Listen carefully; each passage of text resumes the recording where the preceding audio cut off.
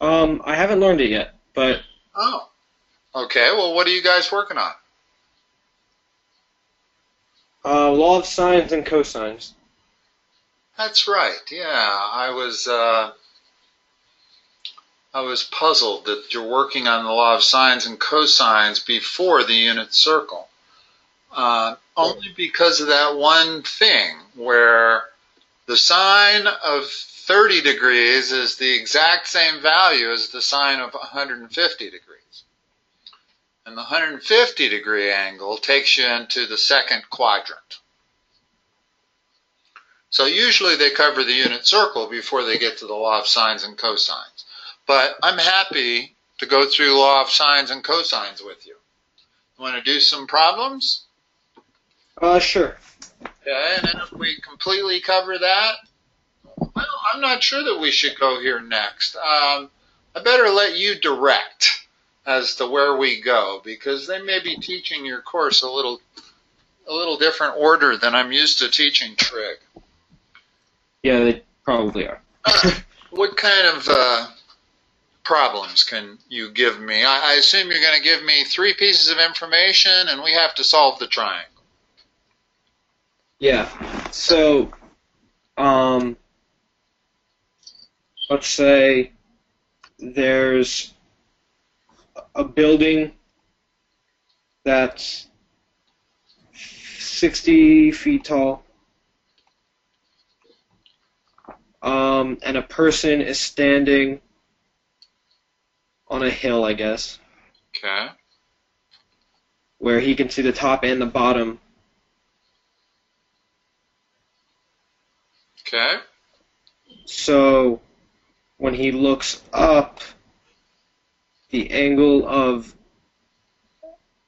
elevation is 19 degrees, and the angle of depression is 22.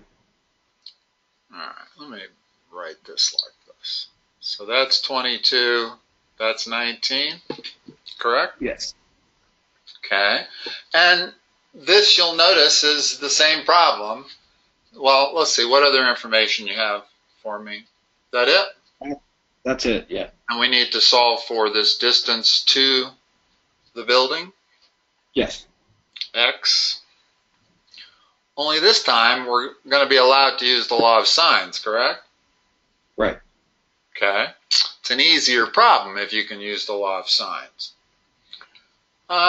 So what information do we need? Let's label this thing A, B, C.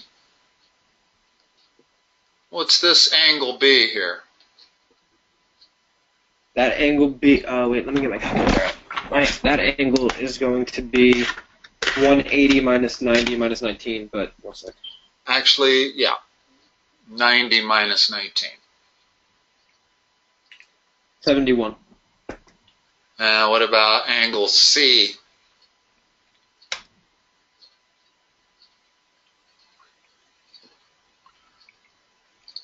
$68. Okay, so now that's 139 and 41. That totals 180. We're in good shape. Now, Right.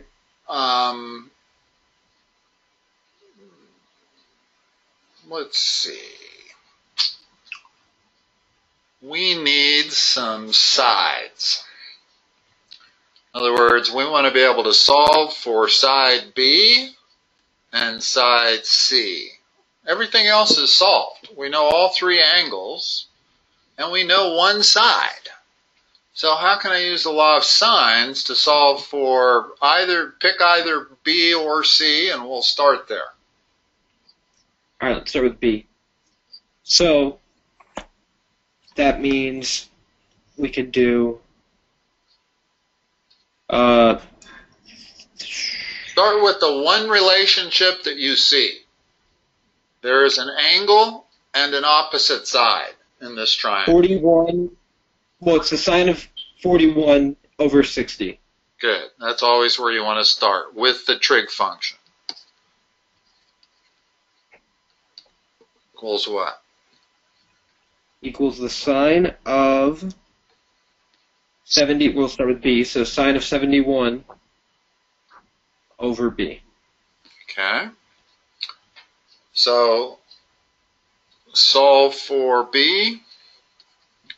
So b equals 60 sine 71 divided by sine 41.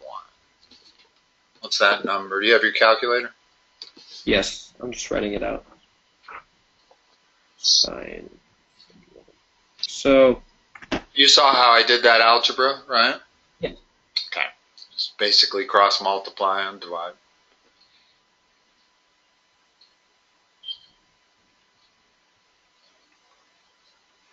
It's 86.5, basically. Okay. So that is side B. Now, do we need to solve for side C? Do we need, no. No, we can use all kinds of trig functions to get x at this point. We don't need to examine this triangle at all. No, we don't. Give me a trig function that lets me solve for x.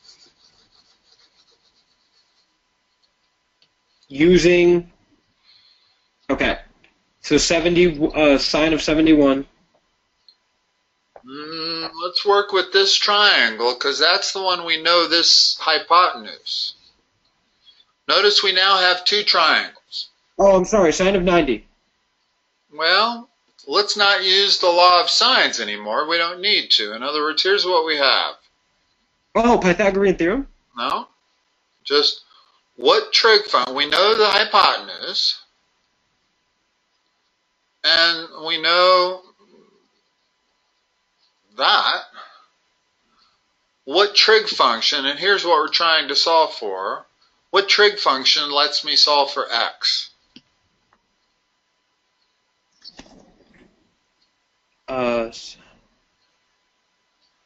What relates x to the hypotenuse? Cosine. Okay.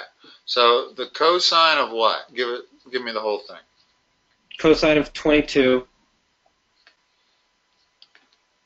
equals x over 86.5. Which means x is 86.5 times cosine of 22. There's our answer.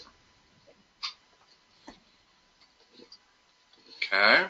In other words, whenever you have a triangle like this, a right triangle, you only need two pieces of information. You need one of those angles because you know this is a right angle here. As long as you have any piece of information and either one of these acute angles, then you can always solve for any side. You can solve this triangle because it's a right triangle. When you're dealing with right triangles, you don't need to use the law of sines. The law of sines and the law of cosines, for that matter, really deal with triangles that are not right triangles. Okay. This was an easier problem to solve just using the cosine function, rather than to go through and try to use the law of sines to solve for x. Okay. Okay? What, so I don't know an example where I would need to use the law of cosine, so can you give me one? Sure. There's two cases. We'll do both. This is the primary one. Let's make that 38 degrees. And let's make this 8 and this 7. In geometry, what kind of triangle is this? What do we know? We know side. It's a side angle side. Side angle side, okay? That's one of two things. This is where you use the law of cosines. It is with side angle side or side side side. Those two only. Okay, so let's label it.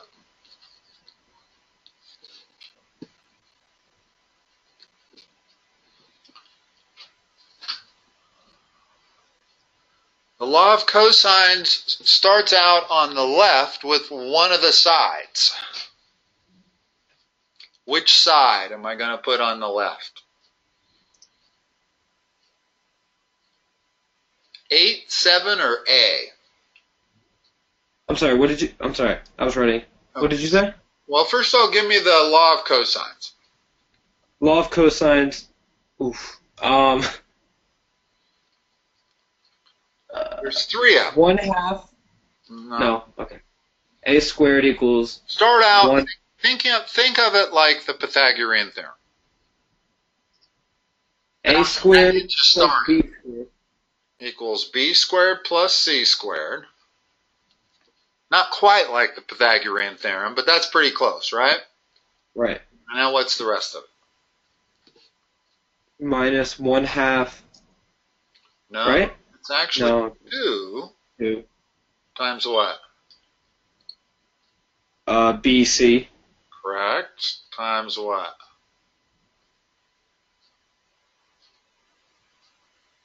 Cosine of which angle? A. Always. In other words, that angle always matches that letter. Okay. Okay? And the other 2 letters are always the rest of it. So it's always this. If let's say I was solving for C squared, what would C squared be? C squared equals B squared plus, or A squared plus B squared minus 2A squared, No, just 2AB cosine C. correct. Okay. Which one are we going to use in this problem? A. Correct, because that's the first thing we're going to try to solve for. Right. And notice why we can't use the law of sines. We don't have any angle opposite side relationship. But Right. this is going to allow us to solve for A. Let's fill in everything. So A is equal to the square root of all of this stuff.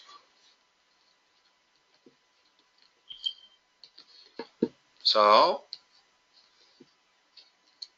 we got, you fill it in. So A squared equals 7 squared plus 8 squared minus 2 times 7 times 8 times the cosine of 38. And you see why I said A is equal to the square root of that.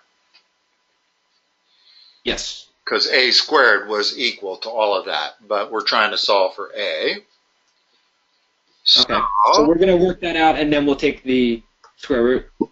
Correct. In other words, this is just a number.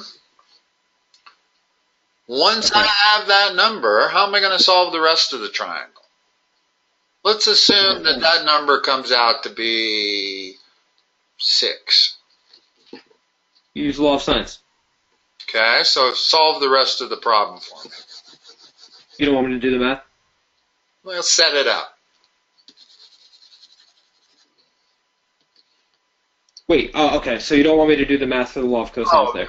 No, that's just arithmetic, and unless you feel a need to do that, I'm going to assume that you always can do the arithmetic, and that we really shouldn't spend our time doing arithmetic. Okay. Okay? Even a complicated one like that, I mean, that could present some problems, but as long as you know how to do it, I'm fairly comfortable. You know how to do that. So now we got to this point. We solved for A, and it was equal to 6. Okay. So we use the law of sines, which states that the sine of 38 is over 6 is equal to,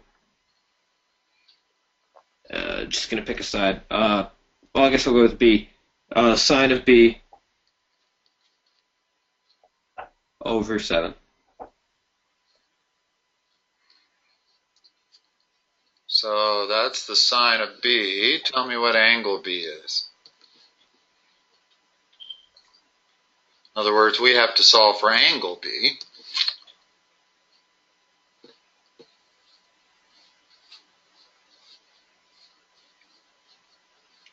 How do you solve for angles in trig? Sorry.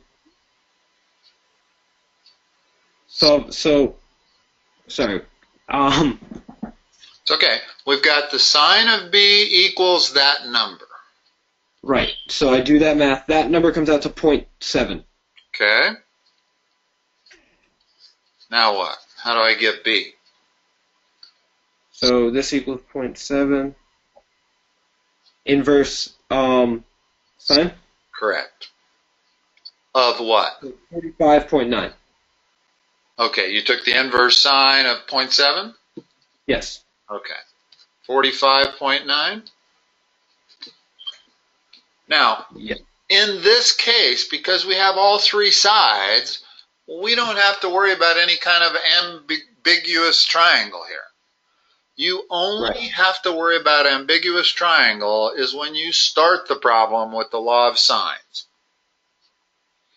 In which case, when I got to this step, I would also come up with the supplementary angle, which is 134.1, and that would fit into there. In other words, that plus that is less than 180.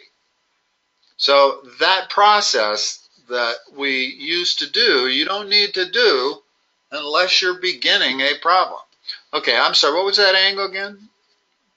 45.9. 45.9? Yes. And that was angle B. Now how we get angle C?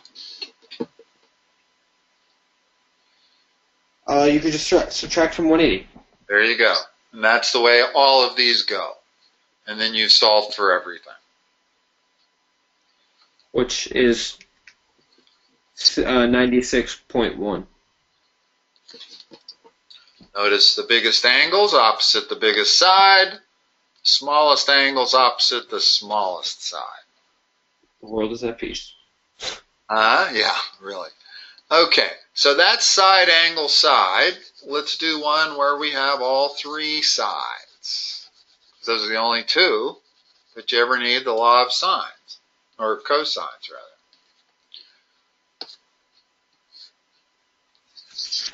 I'll use same numbers, 6, 7, 8, A, B, C. So how am I going to use the law of cosines to solve for this? Give me the law of cosines again. I'm writing it right now. I'm just trying to see if I can remember it exactly. Okay. A squared equals B squared plus C squared plus No, 2B. minus. Oh, minus. You're always subtracting from that. Okay. Minus 2BC cosine of A. Right. Now notice what happens if the cosine of A, if it's a right triangle and A is a right angle. This happens? 0, all of it, because the cosine of 90 degrees is 0. Oh, okay. And you're left with the Pythagorean theorem. And that's one reason that you always have to subtract this amount off, not add. Okay? Okay, so now let's substitute. Okay. This time I want to go through all the math. Okay, there's no angle, so... So what do we know? Do we know A? No. Well, actually we do. A is 7. Well, we know side A. Uh-huh. Yeah. In other words, okay. Okay, sorry. we know that, we know that, we know that, we know that, we know that. The only thing we don't know is angle. I was thinking they were angles. So 7 squared equals B squared plus...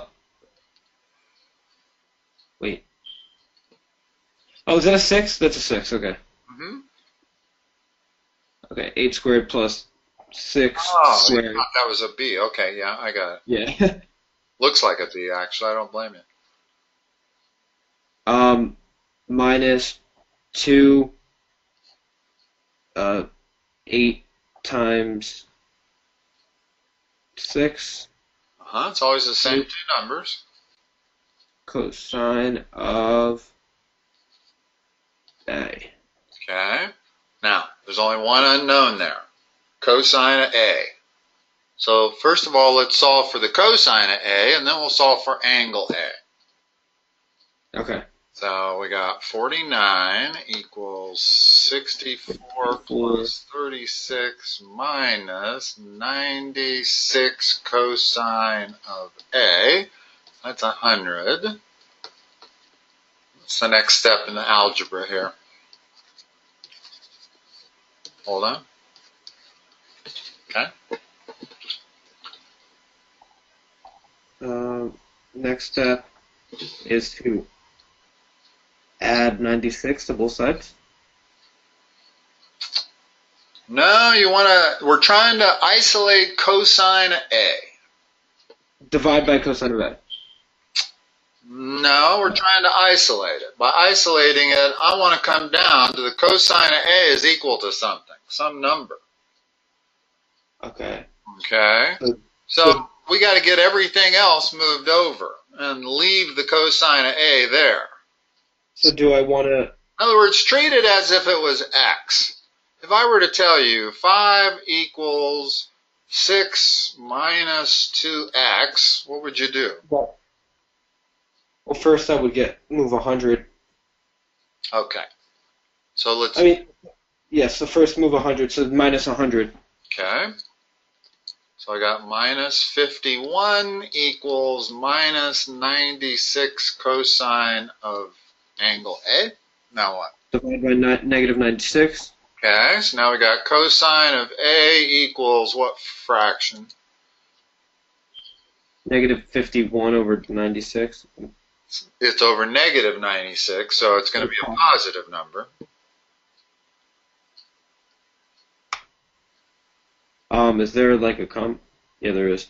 You don't need to put the negatives in. You could just do 51 over 96. Yeah. And then that reduces to 17 over 32. How about a decimal? Oh. 0.53. Now what's angle A?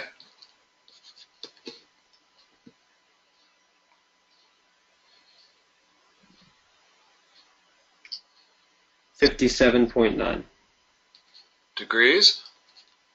degrees. Okay, now we go back. 57.9. What's the next step? Law of sines. Okay, set it up. We won't solve it. Just give me the very next step and make sure you got it set up right. Sine of 57.9 over 7 is equal to sine of B over 8. Yeah, or you could have chosen C over 6. Right. In other words, there's no particular order. Right, because they're all equal to each other. Right. And then once this is going to allow us to solve for B. Okay. Now, I'll give you one more problem.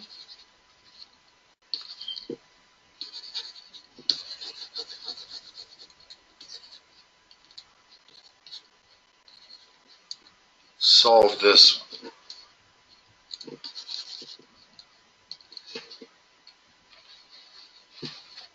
Solve that? Uh-huh. Okay. Do you want me to say the steps out loud, or? Yeah. Start Okay. with the law of cosines. In other words, it's a side problem. Right, so 3 squared equals 8 squared plus 4 squared minus 2, 8 times 4 cosine of A.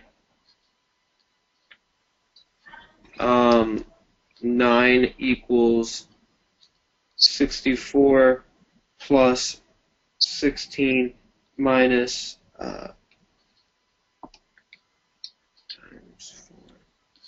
times 64 times cosine of A. Okay. Keep going. 9 equals 16 no. 64 plus 16 was 80. So I already added that. Oh. What's the next step after that? 80 minus 64 cosine A. That's what we have. So then I'll move 80, so negative 80. That's going to be negative 71 equals negative 64 cosine A. Divide by negative 64. Negative 64.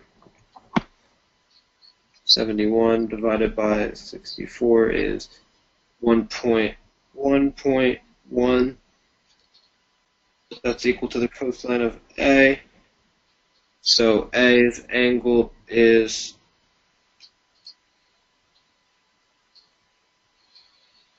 Didn't like that. Didn't like that number, did it? no. What's wrong with that number?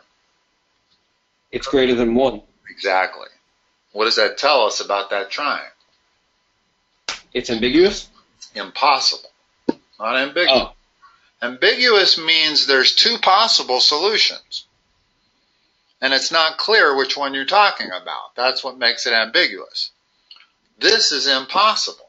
In other words, I cannot have one side of a triangle being greater than the sum of the other two. And in this case, I made it that way. Okay. Remember that rule that, in other words, had you noticed it right off the get-go, we wouldn't have had to go through all this math. We could have just said that's an impossible triangle. Right. Okay. How can you tell that by looking at the sides, though? Well, because 8 has to be less than the sum of the other two. Oh. Right. And greater than the difference. Well, it's greater than the difference, but it's not less than the sum. Okay. Notice that side 4 has to be less than the sum of 3 and 8, which it is, but it also has to be greater than the difference, which it is not. Okay. So every single side is violates that law about triangles.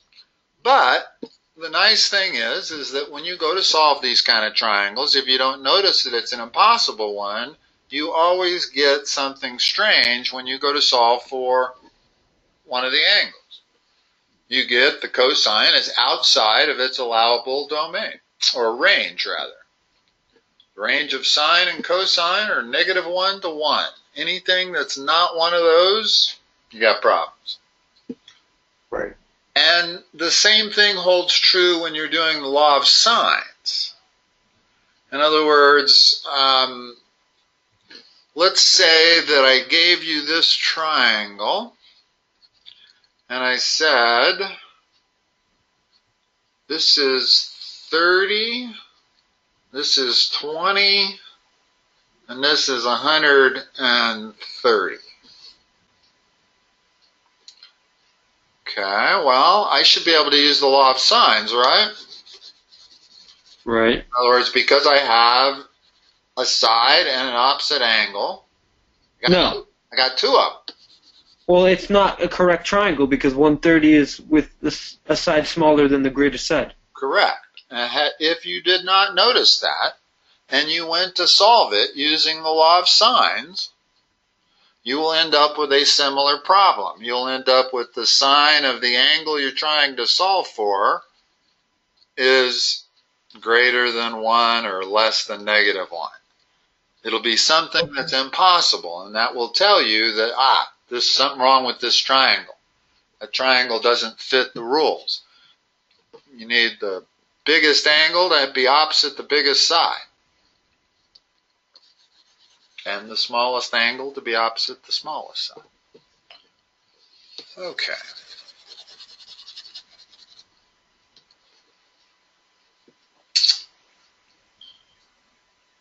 What do you want to do? I can give you more problems that involve law of sine. Yeah, let's do at least one. Let me give you the problem the way they give them. because you don't always get drawn a triangle. Here's the way they frequently give them. You tell me if this is true.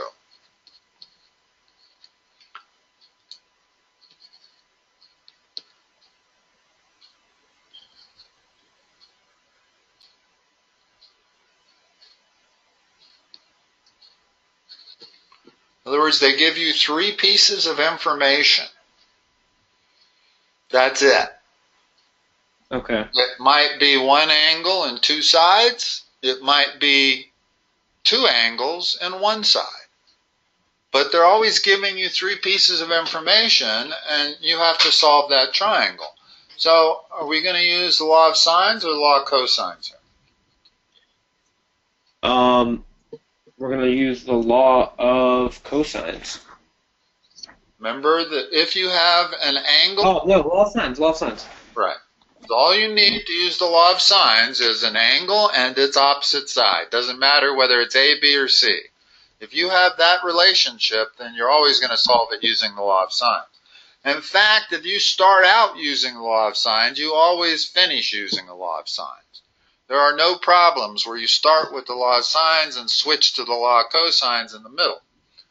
No, the law of cosines is only when you have even less information. The law of cosines? Yeah. The law of cosines is still 3 pieces of information. But in a different order. Different kind of... If I gave you this, and I gave you side B and side C... Then you need to use the law of cosines because you don't have... I don't have an angle opposite side relationship. This is SAS here, and this is SSA over there, side-side angle. Okay? Now, you don't really need to draw a picture. It can be helpful, but let's see if you can do this one without drawing a picture. One on the left. Okay. Let me see. Do you want me to draw a picture? It might be better. No, I think I could try. I think I could do it without a picture. Okay.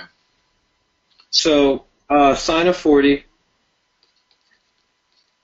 over 6 is equal to sine of b over 8. Okay. Keep going. Multiply by 8.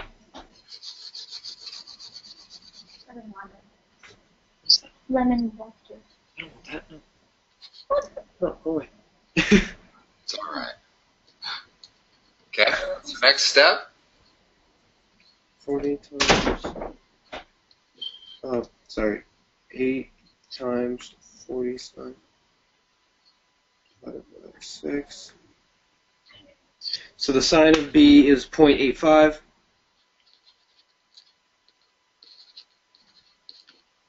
So what is B?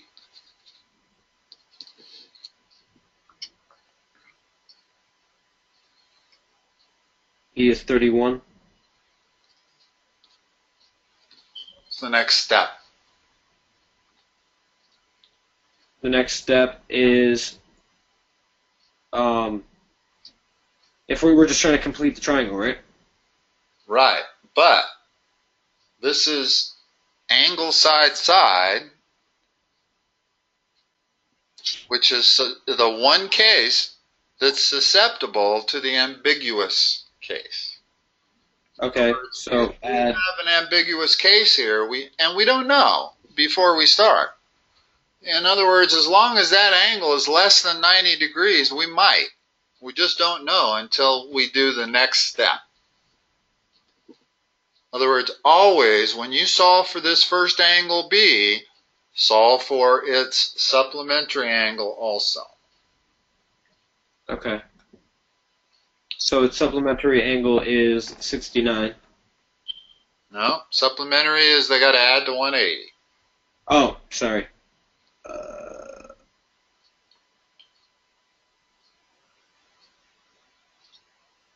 There's something wrong with that answer. Hold on.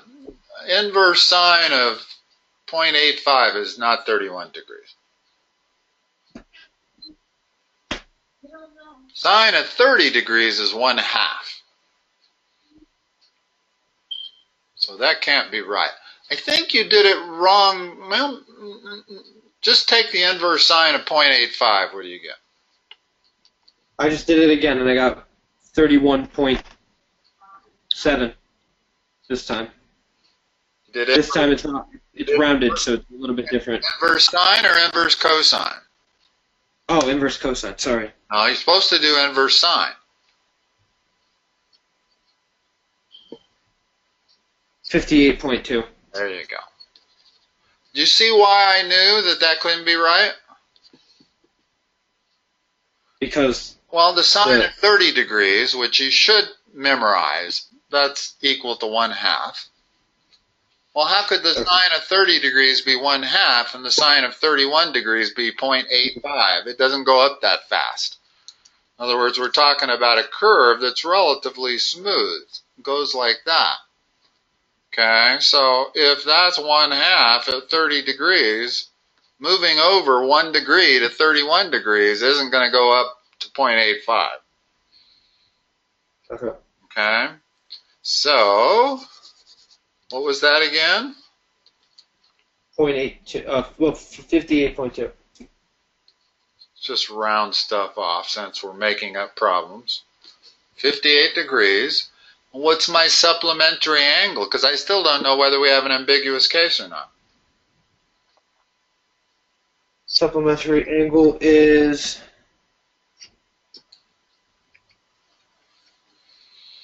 around 122. Is it possible for angle B to be both or either one of those? Yes. Yeah, because when I add 122 to 40, I'm still less than 180. In other words, here are the two triangles. I'm going to draw them. Hopefully there's my 8. There's my 6. There's my 40-degree angle. And this is A, B, C. So we figured out that one answer is 58 degrees there, right? Right. Which makes this 82. Now we got 5 pieces in that triangle. It'll be easy to come up with side B using the law of sines. But there's another triangle. Okay. Well, that side's 8. That side's 40. And this side is 122, making this angle what? 18. In other words, it's a completely different triangle. Right. Basically, what's happening is this side here can also fit if I move it to there. In other words, think of it as swinging on a pendulum. Could I make this side look like this? In other words, look like this triangle over here. And the answer is yes, as long as that supplementary angle, 122, combined with 40, is less than 180. Okay? So, we still have to solve both of these. In other words, when you find an ambiguous case, you have to give both solutions. Okay? So, we don't have a lot of information on this second weird triangle over here, so let's start solving it. What do I have? I have an 8 and a 6, and I know all 3 angles. What's the last step on the triangle on the right? We can't, I guess you have to use the law of sines. Correct. Go ahead. So I'm going to do A because it's easier. So sine of 40 over 6 is equal to sine of 18 over B. Over little b. Yeah. Okay, that's the only variable we're going to be able to finish that triangle. And notice how different it is. it has two completely different angles and a completely different side B. In other words, we're going to use the law of sines also to solve for that little side B, but it's going to be with these numbers over here, not 18 degrees.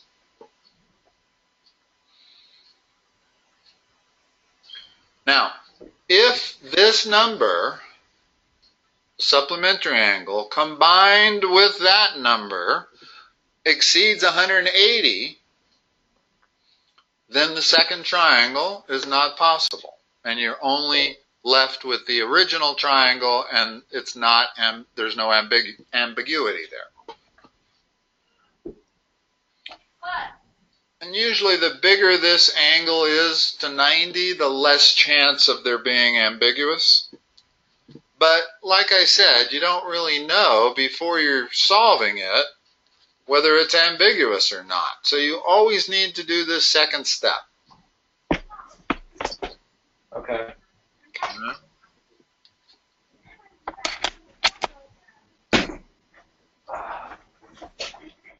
All right. What would you So wait, if both triangles are possible, do I just put both triangles as my answer? Yes. You have two triangles that are the answer.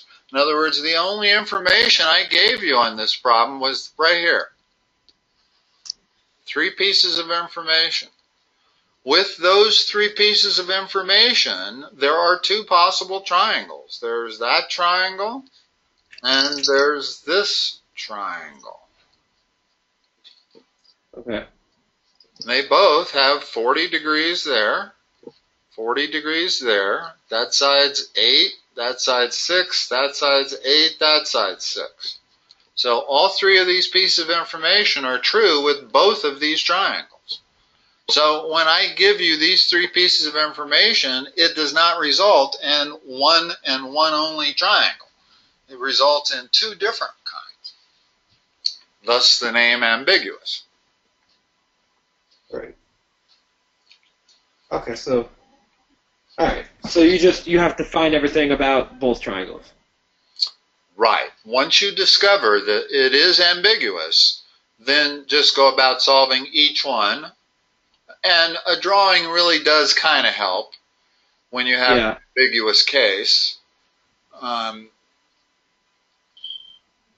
It just does. It gets kind of confusing because this angle here changes drastically between the 2 triangles. You know, not to mention this one down here also, but just once you know that it's ambiguous, go ahead and solve this one and then solve that one, and there's your 2 solutions.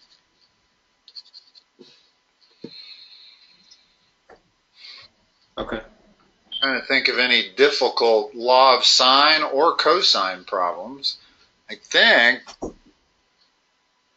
we've covered all of the difficulties that can arise, which is to say impossible triangles, ambiguous triangles, and the only 2 types of problems where you need to use the law of sines or cosines. I know what I know what I can do here. I'm going to just give you. Goes over like every class. What's that? My teacher every class goes over how the law of sines works, why it works. Uh-huh. I never understand what he's saying when he goes over that. I don't know if that matters to me or anything, but Okay, I'm not sure exactly what he's saying, but let's talk about it for a moment. All he's saying is that the relationship you get when you take one side and divide it by the sine of its opposite angle is the same in any single triangle. In other words, for this triangle here, theta, I can positively say the sine of 50 degrees over 6 is the same as the sine of theta over 8, which is the same as the sine of alpha over 7. okay. So no matter what kind of triangle you have, once you've established the relationship, in other words, once you have an angle and its opposite side, that relationship is fixed for that triangle forever. Right. Doesn't have anything to do with other triangles, but within this triangle, as soon as you have that relationship, that is a constant. Okay. Okay? Well, there's some like complicated formula he goes over. Well, I'm sure there is, and there are proofs to the law of sines, although I don't know why he would want to confuse you with that. And that's what proofs generally do. I'm not a big believer that you should be forced to learn how they come up with the proof of the law of sines.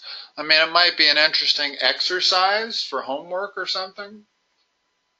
But I doubt that you're ever going to get it on a test.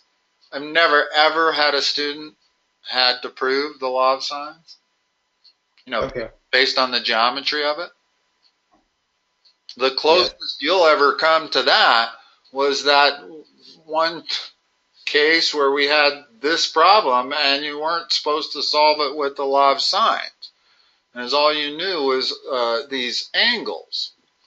And from that, it's true. I was thinking about it, and we could have solved this without using the law of sines. And essentially, in so doing, that's how you prove the law of sines if you were going to prove it. Is you take a triangle and drop a vertical and go from there. Okay. But in all reality, there's basically no reason to not use the law of sines in that case. Correct. Always easier. Always easier, and it's always accurate. Well, correct. The other way is always going to be accurate also, but the other way requires you to go through geometry. You're going to end up with two simultaneous equations and two variables. In other words, the algebra is harder. Whereas with the law of sines, you don't ever end up with two simultaneous equations and two variables. You're always solving for one variable at a time. And if in an ambiguous triangle, you're always going to come up, no matter what, you're going to have two triangles anyway, right? Only if it's ambiguous. It's not always going to be ambiguous. Let's change this. No, that's what I said. Only if it's ambiguous. Right. If I change that to 80 degrees right there, now we've got sine of 80 over over 6. Should never use sixes, I guess, when I'm doing this. Equals the sine of angle B over 8. Can you do that in your calculator real quick? 8 divided by 6 times sine of 80.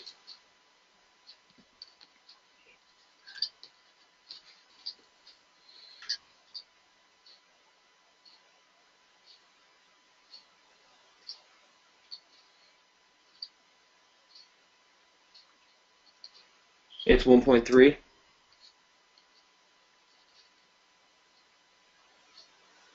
Impossible triangle that I gave you. Yeah. Let's make that angle 60. I'm trying to prove a point here. See if we can get this number less than 1 so that we have a possible triangle here. And it won't be ambiguous. I want to show you. What's that fraction?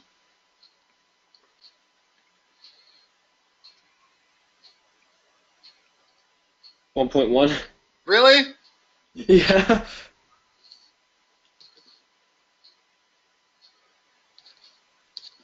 $50? Uh-huh. I'll tell you what, let's make that side 7. No, I don't want to make that side, so let's make that side 5. There we go. No, I want to make it 7, sorry. It's 8/7 times the sine of 50 degrees.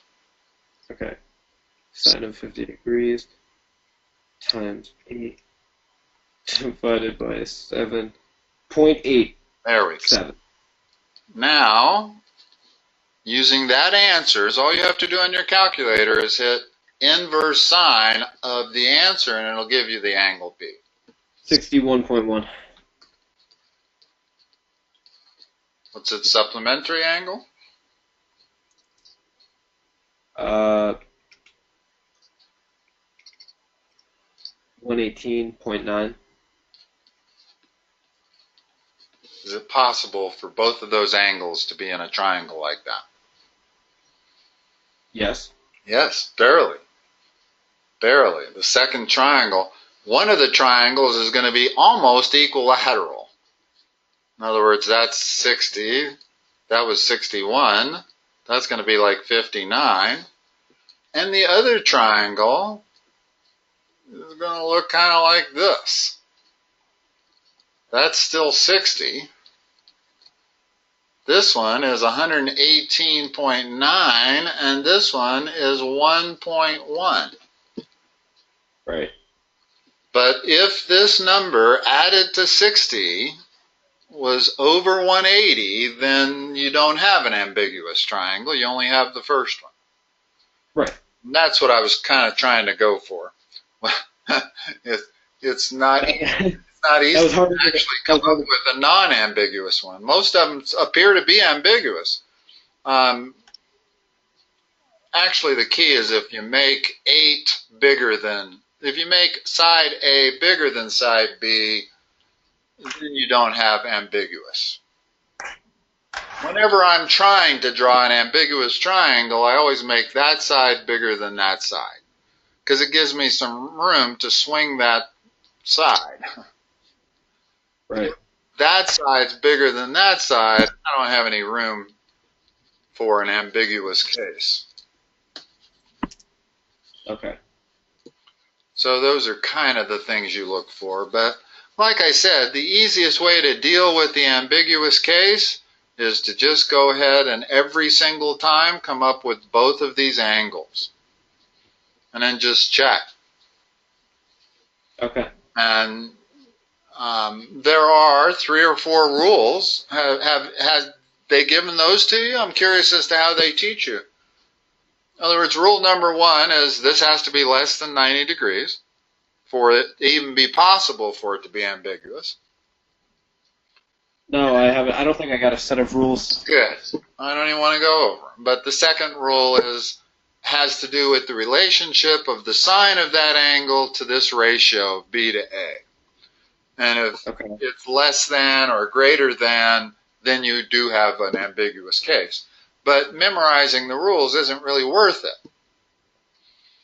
Just whenever you have a triangle to solve where you're using the law of sines, that very first step where you solve for angle B, make sure you solve for both angle B's. Okay. And it's always true that the sine of that first angle is exactly the same as the sine of that angle. This is quadrant 2. And it basically it's the same number. Same sign, same number. In other words, it's the same plus or minus sign and same absolute number. Right. Just on a different quadrant? Just in a different quadrant. But in terms of the law of sines, that's important. Because remember, my law of sines I still need the law or the sine of 60 over this side A to be the same as the sine of 118 over its opposite side. Right. All right. Any other questions? No, I don't think so. I think for today we're good. Okay. Sounds good. I will talk to you next time, Max. Okay, thank you. You're welcome. Bye-bye.